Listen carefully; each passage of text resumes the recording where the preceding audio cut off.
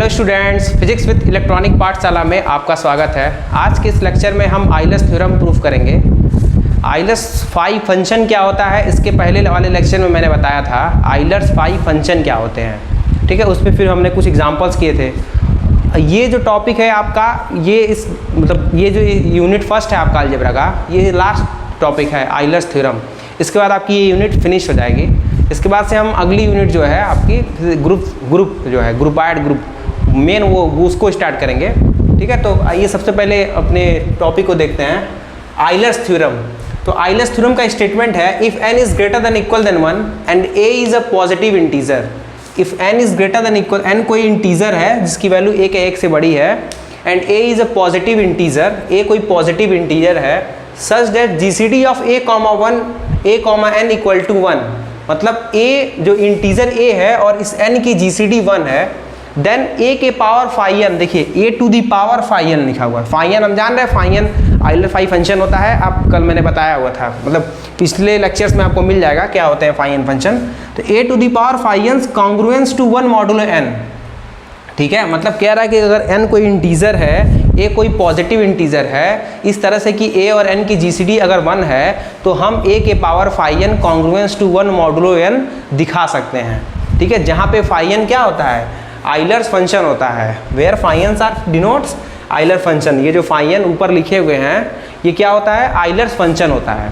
तो आइए इस चीज़ का प्रूफ करते हैं। देखिए प्रूफ करेंगे, सबसे पहले क्या करते हैं, फॉर n इक्वल टू 1। देखिए n is greater than equal than 1 है, तो हम पहले n इक्वल टू 1 के लिए ये थ्योरम प्रूफ करेंगे। सबसे पहले हम लोग n इक्वल टू 1 के लिए ये अपना थ्योरम प्रूफ करेंगे। तो फॉर n इक्वल टू 1, देखिए पहले लिखा हुआ for n equal to 1, then phi 1 equal to 1 हो जाएगा। जब n की वैल्यू 1 लेंगे तो भाई जाहिर सी बात है कि अगर n की वैल्यू 1 लेंगे तो फाई 1 की वैल्यू 1 होती है, बताया है, फाई n की वैल्यू 1 हो जाएगी। भाई आइलर फाइव फंक्शन की डेफिनेशन अगर देखे होंगे वहाँ से फाई 1 की वैल्यू 1 होती है। ठीक है, एंड फिर अब डेफिनेशन लगाएंगे तो यहाँ a के पावर फाई 1 होगा, a के पावर फाई 1। अब फाई 1 की वैल्यू 1 है तो ये a के इक्वल होगा। तो a is congruence to 1 modulo n, मतलब a जो है वो 1 कॉन्ग्रुएंस टू 1 मॉडुलो n के इक्वल होगा। a is congruence to 1 modulo n, और ये चीज़ हमेशा होल्ड होगी। ये चीज़ हमेशा क्या होगी, होल्ड होगी। देखिए ऑलवेज लिखा हुआ है, a जो होता है 1 के कॉन्ग्रुएंस होता है मॉडुलो n ऑलवेज, तो ये चीज़ हमेशा होल्ड होगी। भाई a क्यों होल्ड होगा, a जो है वह कॉन्ग्रुएंस टू 1 मॉडुलो n के इक्वल क्यों हो जाएगा, क्योंकि n डिवाइड a, इसको सॉल्व करेंगे n divide a minus 1 always होगा।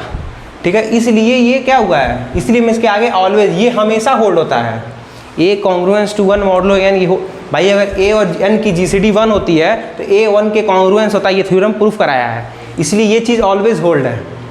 ठीक है, अब हमको प्रूफ करेंगे थ्योरम किसके लिए, n इज ग्रेटर देन 1 के लिए। अब जो आपका थ्योरम प्रूफ करेंगे वो n ग्रेटर देन 1 के लिए प्रूफ करेंगे। ठीक है, 1 के लिए प्रूफ कर लिया, देखिए n greater than equal than 1 के लिए था तो इक्वल के लिए प्रूफ कर लिए, अब ग्रेटर देन 1 के लिए प्रूफ करेंगे। अब हम सपोज करते हैं कि let a1 a2 dot dot a phi n, आपने a1 a2 dot dot a phi n, देखिए ये फाई 1 फाई 2 की वैल्यू है। ठीक है, a phi 1 a phi 2 dot dot a phi n आपने इंटीजर सपोज किया। ठीक है, लेस देन n, मतलब इनकी जो संख्या है वो n से कम होगी, मतलब ये जो कंसीडर किए हैं ये n से कम होगा। Which are relatively prime to n, which relatively prime to n, जो कि n से रिलेटिवली प्राइम है। रिलेटिवली प्राइम का मतलब क्या होता है कि a1 a2 dot dot a phi n जो आप लिखे हुए हैं, इनकी जीसीडी जब n के साथ आप देखेंगे तो उसकी वैल्यू 1 मिलेगी। रिलेटिवली प्राइम या फिर को प्राइम, ये चीज़ें आपको बता दिया गया है पहले ही, तो अगर आपको वही पता नहीं है तो इसके पहले वाले लेक्चर्स में आप देख लीजिए। ठीक है, तो इसका मतलब यही है कि इन सभी की a1 1 a2 n a phi n n सबकी जीसीडी क्या है, 1 है। रिलेटिवली प्राइम का मतलब ये हुआ ना, डेट इज लिखा भी हुआ है ai ni इक्वल टू 1। ठीक है, ये हो गई इसकी डेफिनेशन। ni क्या है, n होगा ना, यहाँ पे n होगा, ai n, मतलब यही इसका मतलब हुआ ना कि रिलेटिवली प्राइम, इसका मतलब क्या है, जीसीडी 1 होगी। अब फिर कंसीडर करेंगे, अब हमने क्या किया कि ये जो आप a1 a2 dot dot a phi n माने हुए हैं, इसमें आप किसी इंटीजर a से मल्टीप्लाई कर दिए। ठीक है, किसी आप इंटीजर a से, जो इंटीजर यहाँ दिया ना, a कोई पॉजिटिव इंटीजर है, उस a इंटीजर से आपने इस a1 a2 a phi n में ऑपरेट कर दीजिए। We consider A1 A2 dot dot A phi n, आपने A1 A2 ये आपने माना है, सपोज किया है। For each i running from 1 to phi n AI does not congruence to 0 modulo n। ठीक है, जो आई वेरी कर रहा है 1 से phi n वेरी कर रहा है। भाई आपको पता है कि जो आई है, आई क्या मतलब A1 A2 A3 जनरल को आई मान लिया गया है। आई की वैल्यू जो है वो A1 A2 dot dot A phi n तक रन कर रहा है। तो हमने लिखा कि हर एक आई के लिए जो AI होगा, AI क्या है ये इसको हम भाई A1 है, A2 है, A3 है, A phi n है, उसको हमने जनरल मान लिया है AI मान लिया है। तो लिखा है फॉर ईच आई, जो आई की वैल्यू है 1 से phi n के बीच बिलोंग कर रही है, AI doesn't congruence to 0 modulo n। जो AI होगा मतलब ये जो होगा ये 0 के कॉन्ग्रुएंस नहीं हो सकता। क्यों नहीं हो सकता? तो भाई करते हैं, अगर ये 0 के कॉन्ग्रुएंस होता तो क्या होता? अगर ये 0 के कॉन्ग्रुएंस होता तो क्या होता? तो हम लिखते हैं n डिवाइड AI माइनस 0। भाई अगर 0 के कॉन्ग्रुएंस होता तो क्या करते? n डिवाइड AA माइनस 0 लिखते, तो n डिवाइड AI लिखते। अब आपको पता है n और a की GCD 1 है, आपको पता है a और n की GCD 1 है, ये थ्योरम के स्टेटमेंट में ही लिखा हुआ है। तो a और n की GCD 1 है, इसका मतलब क्या होगा कि n इसको a को डिवाइड नहीं करेगा, n जो है इस a को डिवाइड नहीं करेगा, बिकॉज इन दोनों की जब GCD 1 होती है इसका मतलब वो उसको डिवाइड नहीं करता है। भाई a और n, तो n इसको डिवाइड नहीं करेगा, आप करके देख लीजिए। ठीक है, तो n अगर a को नहीं डिवाइड करेगा तो इसका मतलब n AI को डिवाइड करेगा। n अगर a को डिवाइड नहीं करता है तो अब बचा ही क्या? AI बचा, तो AI को डिवाइड करेगा, तो n डिवाइड AI। अब आपको पता है कि ये भी नहीं पॉसिबल है, क्योंकि आपको पता है A1 A2 ये सब भी क्या है? रिलेटिवली प्राइम है n के साथ। देखिए लिखा हुआ है ना, AI कॉमा n की वैल्यू 1 है, इसका मतलब ये भी सब तो रिलेटिवली प्राइम है n के साथ, तो फिर ये भी नहीं पॉसिबल है। इसका मतलब क्या है? इसीलिए AI जो है 0 कॉन्ग्रुएंस मॉडुलो n के कॉन्ग्रुएंस नहीं होगा। AI doesn't congruence to 0 modulo n होगा। ठीक है, क्योंकि अगर कॉन्ग्रुएंस ले रहे हैं तो फिर कंट्राडिक्शन आ जा रहा है। कॉन्ग्रुएंस अगर लेके चलेंगे तो कॉन्ट्राडिक्शन आ जाएगा, तो ये भी नहीं पॉसिबल है। ऑल्सो AI कॉन्ग्रुएंस, अब सेकंड केस लेते हैं, ये केस में तो आपका हो गया। दूसरा केस लिए also AI congruence to AAJ modulo n। अब देखिए जो AI आपने माना हुआ है इसको हम AAJ के कॉन्ग्रुएंस रख रहे हैं। जहाँ I आपको पता है 1 से phi n रन कर रहा है, तो कोई J भी इंडेक्स है, J भी रन करेगा 1 से phi n। ठीक है, और हमने माना कि AI जो है AAJ के कॉन्ग्रुएंस है, तो आप फिर कॉन्ग्रुएंसी की डेफिनेशन लगाइए, तो क्या हो जाएगा? n जो है इनके डिफरेंस को डिवाइड कर रहा है। अब दोनों में a कॉमन है, a को आप बाहर निकाल लिए, दोनों में a कॉमन है तो a को बाहर निकाल लिए, AI माइनस AJ। ठीक है, तो इसका मतलब आपको पता है कि GCD जो A और N की GCD 1 होती है, इसका मतलब N A को तो डिवाइड करेगा ही नहीं, तो बचा क्या? N AI माइनस AJ को डिवाइड करेगा, N जो है AI माइनस AJ को डिवाइड करेगा। ठीक है, तो आइए इसके आगे देखते हैं।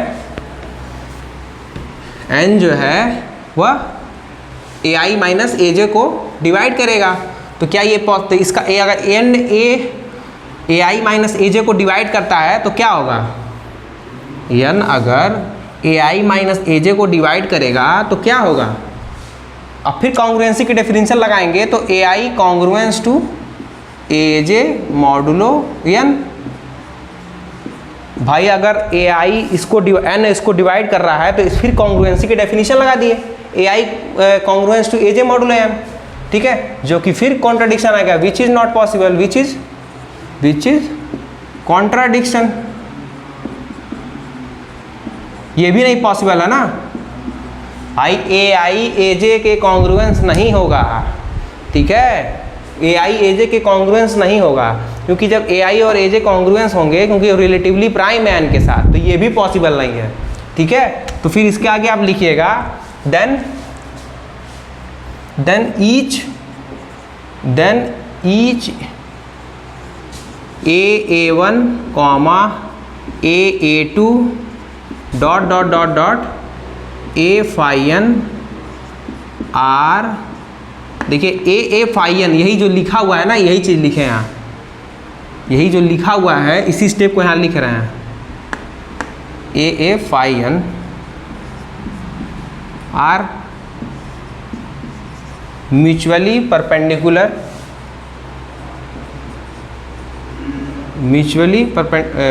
म्यूचुअली क्या है? Congruence, mutually congruence mutually congruence and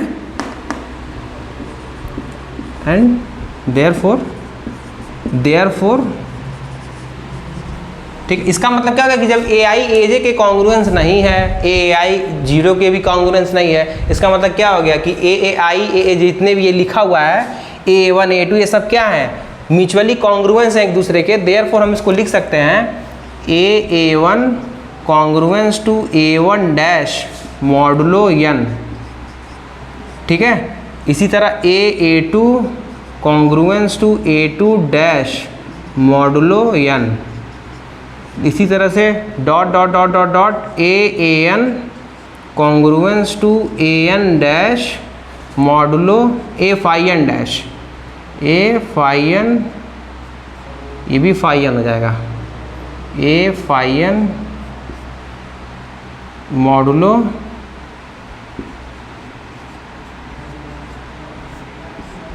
N. ठीक है, इससे फिर इसको क्या कर सकते हैं, जब ये म्यूचुअली कॉन्ग्रुएंस है एक दूसरे के तो हम इसको ए वन को A one dash, A two को ए टू डैश और ए फाई एन को ए डैश फाई एन के कॉन्ग्रुएंस दिखा देंगे। अब आप कहेंगे कि A one dash, A two dash, A phi N dash ये सब क्या है, जो डैश में हमने माना है वो चीज़ क्या है। तो आप इसके फिर नीचे लिख लीजिएगा वेयर करके, where A one dash A two dash and A phi N are same as. देखिए A one dash A two dash ये भी वही है, ए वन ही है, बस उसका ऑर्डर सेम नहीं है, लेकिन उनका ऑर्डर सेम नहीं होगा। देखिए इसका, देखिए प्रूफ जो है ना, पहले आप प्रूफ को नोट कर लीजिएगा पूरा, फिर चीज़ों को समझेंगे तो समझ में आएगा। एक बैक अब लिख, एक एक स्टेप समझेंगे तो दिक्कत होगी।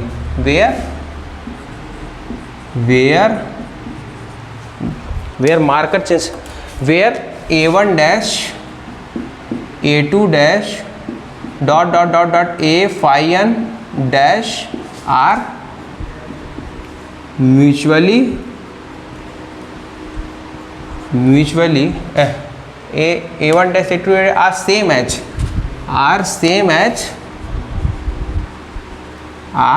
एज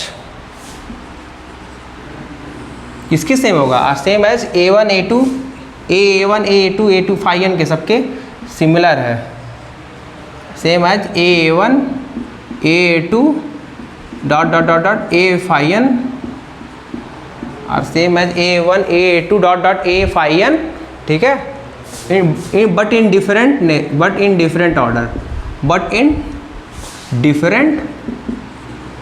ऑर्डर, लेकिन इनका ऑर्डर क्या होगा। देखिए हो क्या रहा है, यहाँ आपने लिखा कि ये कॉन्ट्राडिक्शन आ गया, फिर हमने लिया कि म्यूचुअली कॉन्ग्रुएंस है, तो A one equal to A one dash, A one dash A two dash A phi N dash का क्या मतलब है कि A one dash A two dash A phi N dash जो है ना वह ए वन ए टू के इक्वल ही है। बट अब ये जरूरी नहीं है कि ए वन यही है, ये भी हो सकता है, ये भी हो सकता है, उनका ऑर्डर नहीं सेम है। ठीक है, तो वो चीज़ यहाँ लिखना है कि बट डिफरेंट इन ऑर्डर।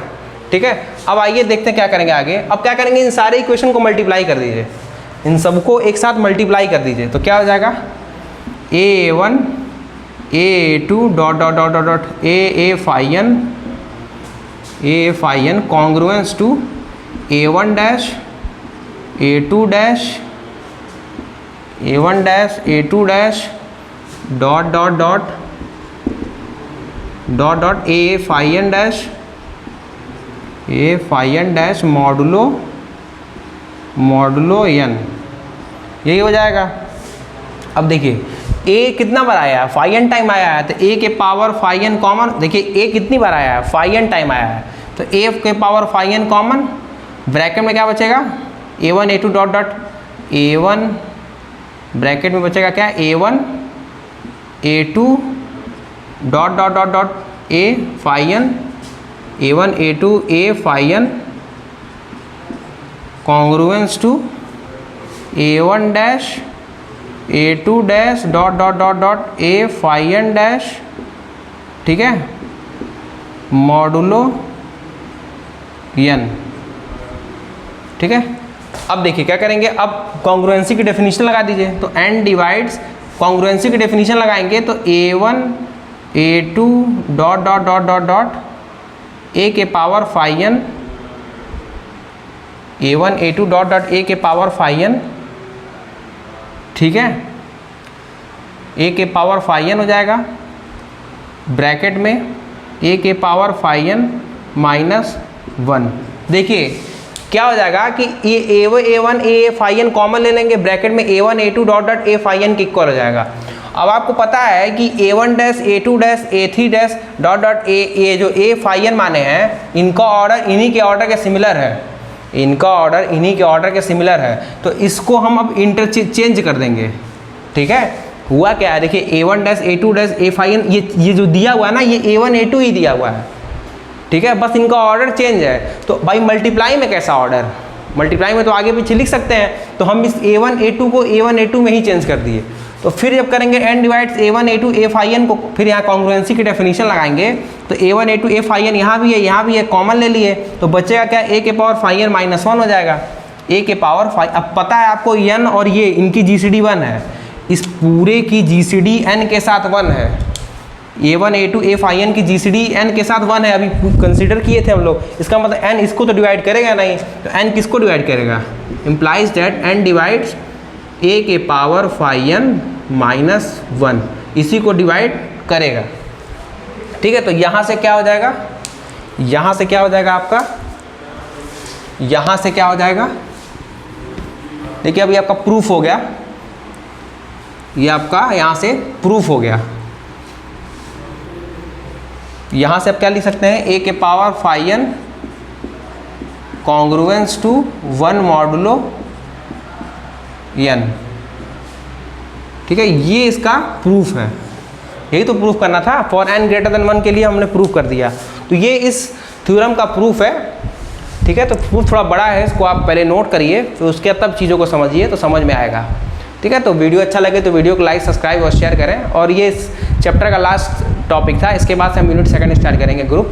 अभी आपको मैथमेटिकल मेथड के लेक्चर्स लगातार मिलते रहेंगे, फिर कुछ दिनों बाद हम ग्रुप भी स्टार्ट करेंगे, क्योंकि मैथमेटिकल मेथड एकदम स्टॉप था पेपर, तो थोड़ा वर्क उस पर ज़्यादा करेंगे। और ग्रुप का भी लेक्चर अब कम मिलेगा, क्योंकि आपकी सितंबर तक मिड टर्म में आपके 2 आएंगे ना, मिड टर्म एग्जाम में आपके 2 यूनिट आएंगे, 1 यूनिट तो आपकी कंप्लीट हो गई है। तो अब ग्रुप के लेक्चर कम आएंगे, जब अलजेब्रा के लेक्चर हैं वो कम आएंगे, अब ज़्यादा लेक्चर मैथमेटिकल मेथड के आएंगे, ताकि उसको भी हम कवर कर लें। ठीक है, तो अब ग्रुप थ्योरी अगर 1 महीने भी पढ़ेंगे, एक हफ्ते में 1 या 2 लेक्चर भी मिलेगा आपको, तो भी पूरे महीने भर में आपका ग्रुप थ्योरी हो जाएगा। उस मतलब पहला जो सेकंड यूनिट है, मैथमेटिकल मेथड थोड़ा ज़्यादा 3-4 लेक्चर आपको डेली देना पड़ेगा, मतलब हफ्ते में 4-5 लेक्चर आपको चाहिए मैथमेटिकल मेथड पे, तब जाके आपका ख़त्म होगा। तो इधर ज़्यादा लेक्चर मैथमेटिकल मेथड के मिलेंगे। ठीक है, तो थैंक यू वेरी मच।